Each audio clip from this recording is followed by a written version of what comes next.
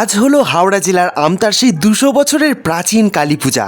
একদম ঠিক ধরেছেন, খড়িয়ব গ্রামের শ্মশান কালী পূজা চলে আসছে প্রায় ২০০ বছর আগে থেকে। এই পূজা প্রায় ২ শতাব্দী ধরে চলে আসছে। রয়েছে এক মহামারীর কাহিনী। কথিত আছে যে ২০০ বছর আগে খড়িয়ব গ্রামে এক মহামারী অর্থাৎ মড়ক ছড়িয়ে পড়ে। গ্রামের মানুষ বিপদ থেকে মুক্তি পেতে দেবী কালীকে প্রার্থনা করেছিলেন। স্বপ্নাদেশে দেবী বলেন সেই সময়ের বৈদ্যনাথ বসু অর্থাৎ খড়িয়ব গ্রামের জমিদার পরিবারের একজন সদস্য স্বপ্নাদেশে কালীর রূপ দেখতে পান এবং দেবী নির্দেশ দেন তাকে যে শ্মশানে কালী রূপে তাকে আরাধনা করতে হবে এবং অঘ্রাণ মাসের মার্গশীর্ষ অমাবস্যায় পূজা করতে হবে। পারিবারিক থেকে সার্বজনীন পূজা আজ কিন্তু রূপান্তরিত হয়ে গিয়েছে।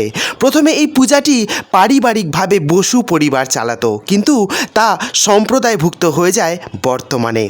খড়িয়ব বারোয়ারি শ্মশান কালী পূজা কমিটি পূজার আয়োজন করছে বর্তমানে।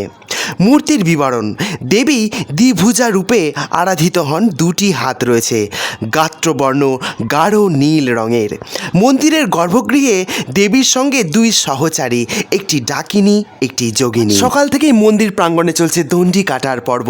লক্ষাধিক ভক্ত সন্তানের চরণধুলিতে আমতা হয়ে উঠেছে একটি পুণ্যভূমি।